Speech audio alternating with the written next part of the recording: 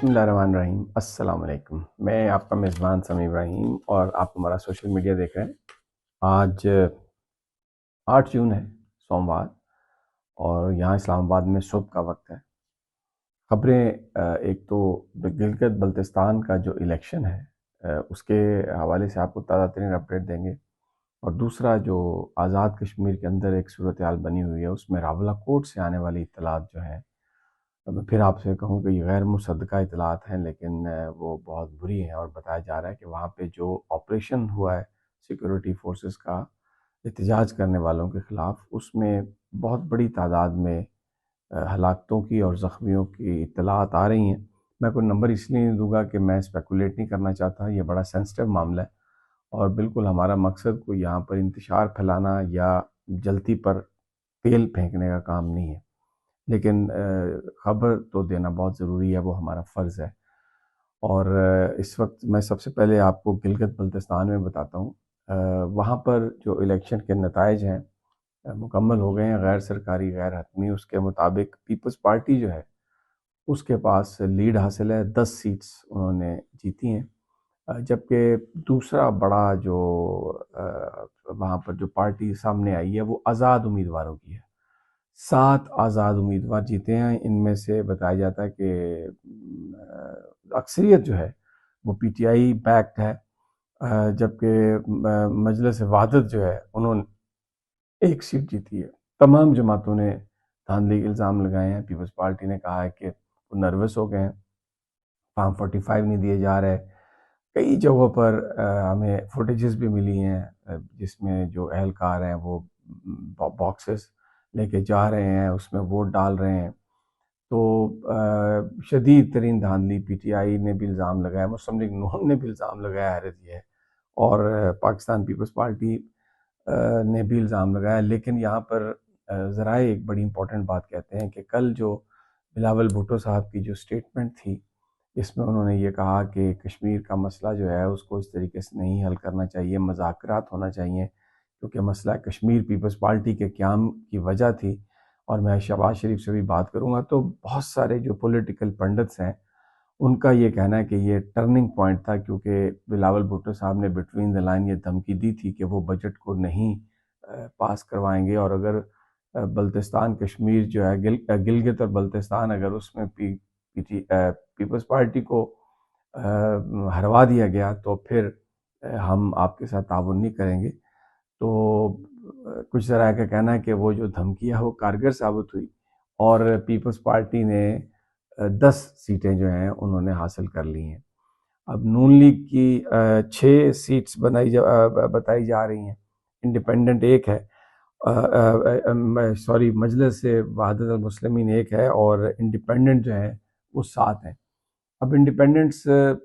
تو بھلے کس کی سپورٹ سے بھی نکلے ہوں، لیکن at the end of the day پتہ چلتا ہے کہ وہ حکومت کے ساتھ چلے ہی جاتے ہیں۔ تو پیپلز پارٹی اس وقت گلگت بلتستان میں حکومت بنانے کی پوزیشن میں ہے، جو ابھی تک رزلٹ آئے ہیں۔ اب ان میں کچھ اور تبدیلی ہو ہمیں پتہ نہیں، لیکن لگتا یہ ہے کہ بلاول بھٹو کا جو کل کا سٹرونگ سٹیٹمنٹ تھا کشمیر کے حوالے سے، اس نے اپنا کام دکھا دیا ہے، اور پیپلز پارٹی نے 10 نشستیں حاصل کر لی ہیں۔ یہ شہر میں اطلاعات ہیں، ظاہر ہے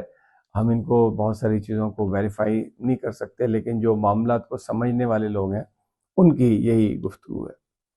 دوسرا اب آزاد کشمیر میں کی بات کرتے ہیں۔ وہاں پر راولہ کوٹ میں کل سارا دن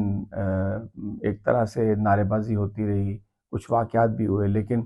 یہ کچھ فوٹیجز بھی میں آپ کو دکھا رہا ہوں جو ہمیں موصول ہوئی ہیں، کیونکہ راولہ کوٹ میں اور کشمیر میں انٹرنیٹ بند ہے، تو یہ ویڈیوز جو ہیں یہ کئی گھنٹوں پرانی ہوں گی، اس لیے کہ وہاں پر ویڈیو کو بنا کے تو پھر موٹر سائیکلوں پر وہاں کے نوجوان بیٹھ کر ایسی جگہوں پر جاتے ہیں، پہاڑوں کی چوٹیوں پر جہاں پنجاب یا کے پی کے سگنل آ رہے ہیں، تو وہاں سے وہ اپلوڈ کرتے ہیں۔ تو اس میں گولیوں کی تڑتڑاہٹ بھی ہے، اس میں نعرے بازی بھی ہے، فوٹیجز ایسی ہیں، میں پہلے سوچا تھا کہ میں دکھا دوں گا، لیکن میرا نہیں خیال کہ آئی شوڈ شو دیٹ، کیونکہ میرا مقصد کو انٹائز کرنا نہیں ہے، لیکن میں بڑے دکھ سے یہ بیان کر رہا ہوں کہ وہاں پر جو کشمیری جن کے بیان آ رہے ہیں، جن کی بات آ رہی ہے، ویڈیوز میں جو موجود ہیں، کہ وہاں پر بے شمار جو ہیں وہ ہلاکتیں ہوئی ہیں. اور میں ایک صاحب کو سن رہا تھا، انہوں نے کہا کہ پائلٹ اسکول، اب میں راولا کوٹ کی کوئی زیادہ جیوگرافی نہیں جانتا، لیکن ان کا کہنا تھا کہ پائلٹ اسکول سے سی ایم ایچ تک جو سڑک ہے جس پر مظاہرین تھے، وہاں پر بہت زیادہ گولیاں چلائی گئیں، اور اس سے ان کا کہنا تھا وہاں پر بہت سارے لوگ تھے، کچھ زخمی تھے، کچھ ہلاکتیں ہوئی تھیں، اور سی ایم ایچ میں خون کی کمی تھی، وہاں سے بھی لوگوں کو پکڑا گیا. اور اس میں سیکورٹی فورسز کے جو لوگ ہیں، رینجرز کے لوگ، ایف سی کے لوگ، آزاد کشمیر پولیس کے لوگ، ان کی طرف سے بھی یہ اطلاعات آ رہی ہیں کہ وہاں ان کی بھی بہت زیادہ کیجویلٹیز ہیں. اور کچھ رپورٹس میں تو جو یہ کہا جا رہا ہے کہ آپس میں فورسز کا بھی جھگڑا ہوا ہے، گولیاں مارنے پر یا مظاہرین کو ہینڈل کرنے پر. اور جو کشمیر کے جو لوگ ہیں خاص طور پر، وہ یہ کہہ رہے ہیں کہ یہ جو لوگ آزاد کشمیر پولیس کے ہیں، وہ ان کو بھی مارا گیا گولیوں کی زد میں، وہ بھی آئے، تو اب ان کے جو قتل ہیں ان کا ملبہ جو لوگ ہیں وہاں پر جو مظاہرین ہیں ان پر ڈالا جا رہا ہے. یہ ان کا دعویٰ ہے، میں اس بات کی تصدیق نہیں کر سکتا، لیکن اتنا میں بتا سکتا ہوں کہ صورتحال بہت خراب ہے، مکمل لاک ڈاؤن ہے. اور جو مختلف ویڈیو پیغامات آ رہے ہیں کشمیری لوگوں کے، رہنماؤں کے، وہ یہی کہہ رہے ہیں کہ 9 جون کا جو لاک ڈاؤن ہے، 9 جون کا جو دھرنا ہے، 9 جون کا جو لانگ مارچ ہے، وہ بالکل ہوگا. اور تمام لوگوں سے انہوں نے جو بھی ان کے پاس سسٹم ہے اس سے یہ اپیل کر رہے ہیں کہ وہ لوگ راولا کوٹ پہنچیں. اب یہ صورتحال بڑی گمبھیر ہے، لیکن کل بلاول بھٹو نے یہ کہا تھا کہ وہ مذاکرات کے ذریعے اس کا حل چاہتے ہیں. اور جو ہمیں ذرائع نے بتایا تھا کہ ایک تجویز یہ آ رہی تھی کہ آپ جو 6 مہاجرین کی سیٹس ہیں ان کو آپ ختم کر دیں کانسٹیٹیوشنل امینڈمنٹ کے ذریعے،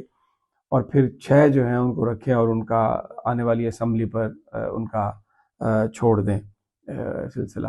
یا یہ بھی ایک تجویز آ رہی ہے کہ وہ جو 12 نشستیں ہیں مہاجروں کی، ان پہ آپ الیکشن نہ کروائیں، اور آزاد کشمیر کی جو نشستیں ہیں ان پر الیکشن کروا لیں، اور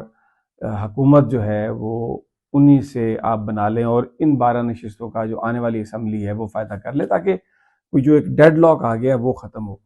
اوورسیز میں بھی بہت اس وقت لنڈن میں، Manchester, Birmingham, Bradford, Canada, Kashmiri diaspora جو ہے وہ احتجاج کر رہا ہے، مظاہرے کر رہا ہے. ان کی پریس کانفرنسز آ رہی ہیں جس میں وہ اس تمام جو صورتحال ہے اس کو اس پر خوش نہیں ہے. بہرحال یہ اس وقت کی تازہ ترین صورتحال ہے. مجھے اجازت دے، اگلی ویڈیو تک انشاءاللہ جلد آپ سے ملاقات ہوتی ہے. اللہ نگہبان.